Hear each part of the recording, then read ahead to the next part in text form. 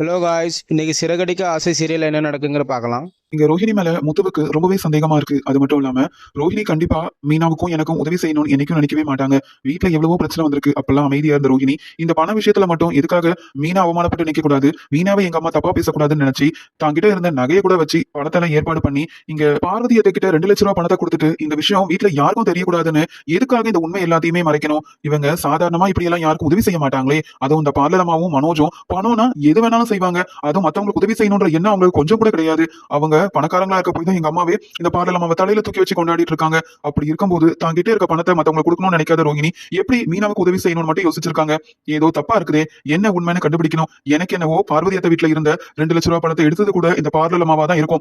அதனாலதான் அவங்கள பத்தின உண்மை வெளியில வரக்கூடாதுன்றதுக்காக இப்படி உதவி செய்யற மாதிரி எல்லாம் செஞ்சிருக்காங்களோ அப்படின்னு முத்து இங்க ரோஹிணி மேல சந்தேகப்பட ஆரம்பிக்கிறாங்க. இன்னொரு பக்கம் மனோஜுக்கு டீலர் போன் பண்றாரு. டீலர் போன் பண்ணி இங்க மனோஜ் கிட்ட பேசும்போது மனோஜுக்கு லாபமா கிடைச்ச 10 லட்சம் ரூபாய் பணம் இங்க டீலர் மூலமா மனோஜுக்கு கிடைக்குது. இதை கேட்ட மனோஜ் ரொம்ப சந்தோஷப்படுறாரு. டீலருக்கு நன்றி சொல்லிட்டு இந்த விஷயத்தை ரோஹிணி கிட்ட சொல்றாரு. ரோஹிணி, உனக்கு தெரியுமா, எனக்கு 10 லட்சம் ரூபாய் பணம் லாபமா கிடைச்சிருக்கு. இந்த டீலர்ஷிப் மூலமா இதே மாதிரி நம்மளுக்கு நல்ல வருமானம் வந்ததுன்னு வையேன், சீக்கிரமாவே உனக்குன்னு ஒரு புது வீரையே நான் வாங்கி கொடுத்துருவேன். நான் இன்னைக்கு அவ்வளவு சந்தோஷமா இருக்கேன் அப்படின்னு பேசிட்டு இருக்கும்போது இங்க உடனே ரோஹிணியும் என்ன சொல்ற மனோஜ், உண்மையாவே உனக்கு நிறைய லாபம் கிடைச்சிருக்கா அப்படின்னு சொல்ல, ஆமா, இது எல்லாத்துக்குமே காரணம் என் அம்மாவோட போட்டோ நம்ம கடைக்குள்ள வந்ததுக்கு அப்புறமா தான் எனக்கு எல்லாமே நல்லதாவே நடக்குது. 200 ரூபாய் கொடுத்து அம்மாவோட போட்டோ எல்லாம் வாங்கினேன். ஆனா பாத்தியா, எங்க அம்மாவோட போட்டோவை வாங்கினதுல இருந்து எனக்கு எல்லாம் நல்லதா நடக்குது. இந்த டீலர்ஷிப் மூலமா எவ்வளவு பெரிய லாபம் கிடைச்சிருக்குன்னு நான் இப்படி எல்லாம் நடக்கும்னு எதிர்பார்க்கவே இல்ல ரோஹிணி அப்படின்னு சந்தோஷமா பேசிட்டு இருக்காரு மனோஜ். உடனே ரோஹிணி யோசிக்கிறாங்க, நமக்குன்னு பார்லரும் இப்ப சொந்தமா இல்ல, பார்லரையும் நம்ம கொடுத்துட்டு நிறைய பணத்தெல்லாம் வாங்கியிருக்கோம், நிறைய இடத்துல கடன் வாங்கி வச்சிருக்கோம். அதனால மனோஜுக்கு மாசம் மாசம் இப்படி நல்ல வருமானமும் நல்ல லாபமும் கிடைச்சா நாம எதுக்கு பார்லர்ல போய் வேலை பார்த்து சம்பளத்துக்காக இருக்கணும்,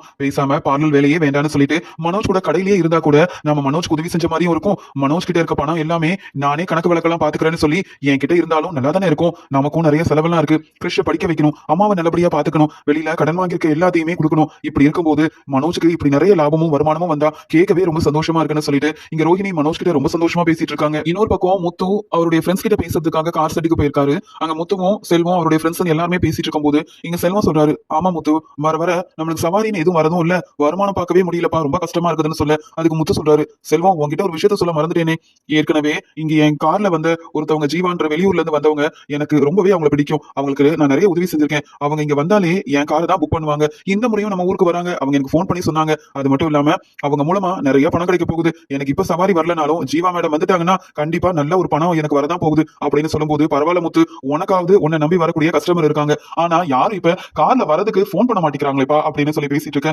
ஜீவா மேடம் வந்தா நம்மளுக்கு ஒரு நல்ல வருமானம் தான் இருக்குது அப்படின்னு முத்து ஜீவா வருவாங்கன்னு எதிர்பார்த்துக்கிட்டே இருக்காங்க. இங்க மீனாவும் எல்லா இடத்துலயும் போயிட்டு பூ வியாபாரத்தெல்லாம் செஞ்சுட்டு வீட்டுக்கு போய் எப்பயும் போல வீட்டு வேலையெல்லாம் செஞ்சுட்டு இருக்கும்போது ரோஹிணியும் மனோஜும் ரொம்ப சந்தோஷமா பேசிட்டே வரத விஜயா பார்த்துட்டு, என்னமா ரோஹிணி வரும்போதே மனோஜ் இவ்வளவு சந்தோஷமா வரா, என்னமா ஆச்சுன்னு கேட்க, அதுக்கு அண்ணாமலை அவங்க 2 பேரும் ஏதோ பேசிட்டு வராங்க, அந்த உடனே என்ன ஏதுன்னு கேட்கணுமா விஜயான்னு கேட்க, நான் என் பையன் கிட்ட தானே கேட்கிறேன், நீங்க கொஞ்சம் அமைதியா இருங்க அப்படின்னு சொல்ல, அதுக்கு ரோஹிணியும், இல்ல ஆண்டி, இங்க பெரிய லாபம் கிடைச்சிருக்கு, அதுவும் இங்க நாங்க வாங்க அந்த எங்களுக்கு கிடைச்ச அந்த டீலர்ஷிப்பால மனோஜுக்கு டீலர் மூலமா 10 லட்சம் ரூபாய் லாபம் கிடைச்சிருக்கு தெரியுமா அப்படின்னு ரோஹிணி ரொம்ப சந்தோஷமா இங்க அண்ணாமலை கிட்டையும் விஜயா கிட்டையும் சொல்லி ஆசீர்வாதம் வாங்குறாங்க. உடனே இங்க விஜயாவும், என்ன ரோஹிணி சொல்ற, 10 லட்சம் ரூபாய் பணமா, அதுவும் மனோஜுக்கா, எனக்கு அப்பவே தெரியும் மனோஜுக்கு சீக்கிரமா வேலை கிடைக்கலனாலும் ரோஹிணியால மனோஜ் ரொம்ப நல்லா வரப்போறான்னுட்டு, ரோஹிணியால தான் மனோஜுக்கு கடை கிடைச்சது, கடையோட ஓனர் ஆனா, இங்க ரோஹிணியால தான் மனோஜ்க்கு டீலர்ஷிப் கிடைச்சது. இப்ப பாத்தீங்களா என் பையன் நல்லா படிச்சு நல்லா வந்து அவனுக்கு அனுபவம் இருக்க போயிட்டு இந்த பிசினஸ் மூலமா எவ்வளவு சம்பாதிக்கிறான்னுட்டு, ஏதோ கொஞ்சம் லாபம் தான் கிடைச்சதுன்னு அதுவும் 10 லட்சம் ரூபாய் பணம் கிடைச்சிருக்குங்க, இதே மாதிரி மாசம் மாசம் அவன் கை நிறைய சம்பாதிக்க போறான் என் பையன் மனோஜ் அப்படின்னு ரொம்பவே பெருமையா பேசிட்டு இருக்காங்க விஜயா. அந்த சமயம் கிச்சன்ல இருந்து வெளியில வந்த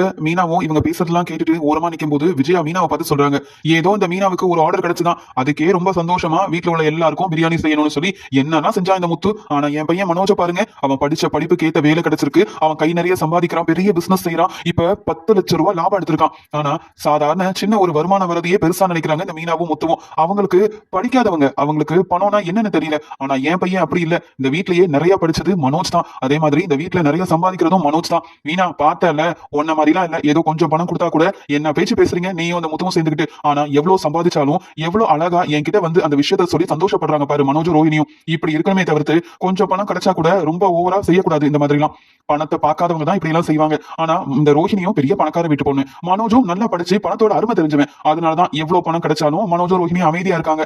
மனோஜும் ரோஹிணியும் ஒன்ன மாதிரி எல்லாம் கிடையாது மீனா அப்படின்ற மாதிரி இங்க மீனாவை ஏளனமா பேசி ரோஹிணியவும் இங்க மனோஜையும் ரொம்பவே உயர்வா பேசிட்டு இருக்காங்க இங்க விஜயா. இதை கேட்டு அண்ணாமலையும் என்ன விஜயா இப்படி பேசுற, முத்துவுக்கும் மீனாவுக்கும் எது சந்தோஷம்னு தோணுதோ அதை அவங்க செய்யறாங்க. இங்க மனோஜுக்கு பெருசா செய்யணும்னு தெரியலனாலும் ஏன் அவன் கல்யாண நாளைக்குன்னு பெரிய ஒரு ஃபங்க்ஷன் எல்லாம் ஏற்பாடு பண்ணி தெரிஞ்ச எல்லாரையும் கூப்பிட்டு ஆடம்பர செலவு செய்யலையா என்ன? எங்க முத்து வெறும் பிரியாணி செஞ்சு கொடுத்ததுதான் உனக்கு பெருசா தோணுது. ஏன்னா அன்னைக்கு நீயும் மனோஜும் சாப்பிடல, அதனால அதையே நீ சொல்லிட்டு இருக்க தவிர்த்து இங்க மனோஜ் அந்த ஃபங்க்ஷனுக்காக 5 லட்ச ரூபா 6 லட்ச ரூபா செலவு பண்ணனா அதெல்லாம் உனக்கு ஆடம்பர செலவா தெரியல. நம்ம குடும்பத்துக்காக நம்ம எல்லாரும் சந்தோஷமா ஒன்னா உட்காந்து சாப்பிடணும்னு முத்துவும் மீனாவும் அந்த செஞ்ச பிரியாணி தான் உனக்கு பெருசா தெரியுது. நீ கொஞ்சம் அமைதியா இரு. முத்து மீனா மாதிரி இந்த வீட்டுல யாரும் கிடையாது. அதே மாதிரி மீனாவை பத்தி பேச வேண்டிய அவசியமும் உனக்கு இல்ல. மீனா நீ போய் வேலையை பாருமா, உன் அத்தையை பத்தி தான் தெரியுமே, எப்பயுமே இவங்க 2 பேரையும் தலையில தூக்கி வச்சு கொண்டாடுவா. உன்னையும் முத்துவையும் பார்த்தாலே இவளுக்கு பிடிக்காது, ஏதாவது சொல்லணும்னு சொல்லிட்டு இருப்பா அப்படின்னு இங்க எப்பயும் போல மீனாவுக்கு சப்போர்ட் பண்ணி மீனாவை அங்க கிச்சனுக்கு போக சொல்லிடுறாரு அண்ணாமலை. உடனே மனோஜும் என்னப்பா நீங்க அம்மா எனக்கும் ரோஹிணிக்கும் சப்போர்ட் பண்றது உங்களுக்கு பிடிக்காத மாதிரியே பேசுறீங்க, நீங்களும் தான் மீனாவுக்கு சப்போர்ட் பண்றீங்க, அதுக்காக நாங்க ஏதாவது பேசுறோமா என்ன? அது மட்டும் இல்ல, ஏதோ எங்க கல்யாண நாளைக்காக பெரிய ஃபங்க்ஷன் வச்சேன், ஆடம்பரமா செலவு செஞ்சேன்னு சொல்றீங்களே, அப்படி நான் செலவு செய்ய போய் தான்ப்பா எங்க டீலர் மூலமா எனக்கு இவ்வளவு பெரிய டீலர்ஷிப் கிடைச்சி நான் மாசம் மாசம் இவ்வளவு சம்பாதிக்கிறேன், கை நிறைய பணம் வருதுன்னா அதுக்கு காரணமே நான் அன்னைக்கு பணத்தை பெருசா நினைக்காம அந்த ஃபங்க்ஷனை ஆடம்பரமா வைக்க போய் தான். என்ன நம்பி அங்க வந்து சந்தோஷ் டீலர் எனக்கு இவ்வளவு பெரிய டீலர்ஷிப் கொடுத்திருக்காரு. நானும் இப்ப நல்ல வருமானத்தை பார்த்துட்டு இருக்கேன். அதனால நான் செலவு செய்யறதுலாம் வீணாகாதுப்பா, கண்டிப்பா ஏதோ ஒரு பிரயோஜனமா தான் நான் செலவு செய்வேன். எனக்கு பணத்தோட அருமை தெரியாதுன்னு மட்டும் நீங்க சொல்லாதீங்கப்பா அப்படின்னு சொல்ல, அதுக்கு அண்ணாமலையும் என்ன மனோஜ், பணத்தோட அருமை உனக்கு தெரிஞ்சிருந்தா என் பணத்தை கொண்டு போய் நீ யார்கிட்டயோ கொடுத்து ஏமாந்து வந்து நின்றுக்க மாட்டியே, வேற உன்னை என்ன சொல்றது? என்னைக்கு என் பணம் 27 லட்ச ரூபாய் திருப்பி தரியோ அன்னைக்கு தான் நான் ஒத்துப்பேன் நீ வந்து பொறுப்பா இருக்கிறன்ட்டு. அது வரைக்கும் பணத்தை பத்தி நீ எல்லாம் பேசாத. வீட்டுல பணம் இருந்தா உடனே அதை எடுத்துட்டு போயிட வேண்டியது. மீனாவோட நகையை விட்டு வச்சு அதையும் தானே எடுத்துட்டு போய் உனக்குன்னு செலவு செஞ்சுக்கிட்ட. அப்புறம் உனக்கு எங்க பொறுப்பு வரப்போது? உன் பணம்னா மட்டும் அதை வந்து நல்லா பொறுப்பா பாத்துக்கணும்னு பாக்குற. ஆனா அடுத்தவங்களோட பணத்தை எடுத்துட்டு போனோமே திருப்பி தரணுமேன்ற எண்ணம் உனக்கும் இல்ல ரோஹிணிக்கும் இல்லையே. மாசம் 50,000 ரூபாய் தரேன்னு சொன்னேன், அதையும் ஒழுங்கா தரதில்ல அப்படின்னு அண்ணாமலை திட்ட ஆரம்பிக்கும் போது உடனே விஜயா போதுங்க, என் பையனை ஏதாவது சொல்லாம இருக்க மாட்டீங்களே, மனோஜ் ரோஹிணி எவ்வளவு சந்தோஷமா வந்தாங்க, இப்படி பேசிட்டு இருக்கீங்க, நீங்க போய் ரெஸ்ட் எடுங்க. உங்களுக்கு தான் தெரியுமே நான் மட்டும் தான் இந்த வீட்டுல உங்களுக்கு சப்போர்ட்டா இருக்கேன், மத்த எல்லாரும் அந்த மீனா முத்துவுக்கு தான் சப்போர்ட்டா இருக்காங்க. ரோஹிணி நீங்க போய் ரெஸ்ட் எடுங்க, நான் ஜூஸ் போட்டு கொண்டு வரேன் அப்படின்னு சொல்லி ரொம்ப அண்ணாமலை மனோஜை பார்த்து கோவமா பேசும்போது மனோஜ் ரோஹிணிக்கு சப்போர்ட் பண்ணி அங்க ரெஸ்ட் எடுக்க சொல்லி அனுப்பிடுறாங்க விஜயா. சவாரியும் வரமாட்டேங்குது, என்ன செய்யனே தெரியல, மாடியில ரூம் கட்டணும், அது மட்டும் இல்லாம மீனாவுக்கு எப்படியாவது தங்க நகை எல்லாம் வாங்கி கொடுக்கணும்னு ஆசைப்பட்டா எதுவுமே நடக்க மாட்டேங்குது அப்படின்ற மாதிரி யோசனை செய்யறாரு முத்து. முத்து ரொம்ப சோகமா இருக்கிறத பார்த்த மீனாவும் என்ன ஏதுன்னு முத்து கிட்ட கேக்குறாங்க. உடனே முத்து இங்க பெருசா சவாரி ஒண்ணும் வராம கையில பணமே இல்லாம இருக்கு மீனா, மாடியில ரூம் கட்டணும்னு ஆசைப்பட்டேன், அதுவும் நடக்க மாட்டேங்குது, நீ ஆசைப்பட்ட மாதிரியே உனக்கு தேவையானதெல்லாம் வாங்கி கொடுத்து உன்னை சந்தோஷமா பாத்துக்கணும்னு நினைச்சா பணம்னு எதுவுமே வரமாட்டேங்குது மீனா, என்ன செய்யனே தெரியல அப்படின்னு முத்து ரொம்பவே சோகமா சொல்றாரு. அதுக்குடனே மீனாவும் இது என்னங்க நீங்க இப்ப சவாரி வரலன்னா 2 நாள் கழிச்சு வரப்போகுது, அதுக்காக நீங்க ஏன் இப்படி வருத்தப்பட்டு இருக்கணும், நீங்க எனக்கு நகை வாங்கி கொடுத்தாதான் நான் உங்ககிட்ட சந்தோஷமா இருக்கேன் அப்படின்றதெல்லாம் இல்லங்க, என்னைக்கு நான் உங்களை மனசார ஏத்துக்கிட்டனோ அன்னையில இருந்தே நான் ரொம்ப சந்தோஷமா தான் இருக்கேன், எனக்கு துணையா இருக்கிறதே நீங்க தான், நானும் சம்பாதிக்கணுன்றதுக்காக எனக்கு தேவையானதெல்லாம் வாங்கி கொடுத்து இப்ப நான் கை நிறைய முடிஞ்ச அளவு சம்பாதிக்கிறேன், அதுக்கு காரணம் நீங்க தாங்க, நான் சம்பாதிச்சா என்ன நீங்க சம்பாதிச்சா என்ன, நம்ம சம்பாத்தியம் எல்லாமே நமக்கு தானுங்க, அதனால நீங்க இதை பத்தியுமே யோசிக்காதீங்க, உங்க நல்ல மனசுக்கு எல்லாமே நல்லதா தான் நடக்கும் அப்படின்னு ஆறுதல் சொல்றாங்க. உடனே முத்து சொல்றாரு ஆமா மீனா, நாளைக்கு அந்த ஊர்ல இருந்து ஜீவா மேடம் வராங்க போல, அவங்க வந்தாங்கன்னா அவங்க நல்ல பிசினஸ் செய்யறாங்க, இங்க நிறைய இடத்துக்கு போகணும்னு என் காரை தான் புக் பண்ணிருக்காங்க, அவங்க மூலமா எனக்கு ஒரு நல்ல வருமானம் வந்தா ரொம்ப சந்தோஷமா இருக்கும் மீனா அப்படின்னு சொல்ல மீனாவும் இங்க முத்து சொல்றதெல்லாம் வந்து கேட்டுட்டு இருக்காங்க. அடுத்த நாள் காலையில முத்து கார் செட்டுக்கு கிளம்பும் போதே முத்துவுக்கு இங்க ஜீவா கிட்ட இருந்து போன் வருது. ஜீவாவோட போனை பார்த்த உடனே முத்துக்கு அவ்வளவு சந்தோஷம், நல்ல வேலை ஜீவா மேடம் வந்துட்டாங்க போல, நமக்கு இன்னையில இருந்து நல்ல வருமானம் வரப்போகுதுன்னு சொல்லிட்டு ரொம்ப சந்தோஷமா மேடம் ரொம்ப சந்தோஷம் மேடம், நீங்க நம்ம ஊருக்கு வந்துட்டீங்களா அப்படின்னு கேட்க, ஆமா முத்து இன்னும் கொஞ்ச நேரத்துல வந்துருவேன், நீங்க தான் வந்து என்ன கூப்பிட்டு போகணும், நான் சொன்ன இடத்துல நீங்க தான் இறக்கி விடணும், வந்துருவீங்கல்ல சரியான நேரத்துக்கு, இன்னும் 1/2 மணி நேரத்துல நீங்க வந்துடணும் முத்து அப்படின்னு சொல்லிட்டாங்க ஜீவா. ஜீவாவோட போன் வந்த உடனே முத்து ரொம்ப சந்தோஷமா அங்க வேலைக்கு கிளம்புறாரு. இதை பார்த்த மீனாவும் என்னங்க ரொம்ப சோகமா பேசிட்டு இருந்தீங்க, ஆனா இப்ப சவாரி இது வந்துருச்சா என்ன ரொம்ப சந்தோஷமா கிளம்புறீங்களேன்னு கேட்க, ஆமா நான் தான் சொன்னேன்ல எனக்கு தெரிஞ்ச ஒரு மேடம் வராங்கன்னு, அவங்க வந்துட்டாங்க, எனக்கு போன் பண்ணிட்டாங்க மீனா, அதனாலதான் ரொம்ப சந்தோஷமா கிளம்புறேன், இனி கண்டிப்பா நல்ல ஒரு பணம் வரதான் போகுது பாரு அப்படின்னு சொல்லிட்டு கிளம்பும்போது இங்க அண்ணாமலை சொல்றாங்க முத்து சாப்பிட்டுட்டு போப்பா, நீ பாட்டுக்கு வேலை தான் முக்கியம்னு சொல்லி ஒழுங்கா சாப்பிடாம இருந்தா அதெல்லாம் சரிப்பட்டு வராது, மீனா சாப்பாட முத்துவுக்கு சாப்பிட வச்சு அனுப்புமான்னு சொல்ல இங்க முத்துவும் இல்ல மீனா நான் வெளியில சாப்பிட்டுக்கிறேன், இன்னும் சீக்கிரமாவே அவங்க சொன்ன நேரத்துக்கு அங்க நான் போகணும், இல்லன்னா அவங்க வேற ஒரு காரை புக் பண்ணிடுவாங்க, நான் கிளம்புறேன்னு சொல்லிட்டு முத்து சாப்பிடாம அங்க ஜீவா வந்து வர சொன்னதால உடனே கிளம்பி போயிடுறாரு. இங்க ஜீவா வந்த உடனே முத்துவோட கார்ல ஏறிடுறாங்க. முத்து ரொம்ப சந்தோஷமா மேடம் நீங்க போன தடவை ஊருக்கு போறதுக்கு முன்னாடி என்கிட்ட சொல்லிட்டு போறேன்னு சொன்னீங்க, ஆனா என்ன பிரச்சனையோ தெரியல நீங்க பாட்டுக்கு கிளம்பிட்டீங்களா என்னாச்சு மேடம்னு கேட்க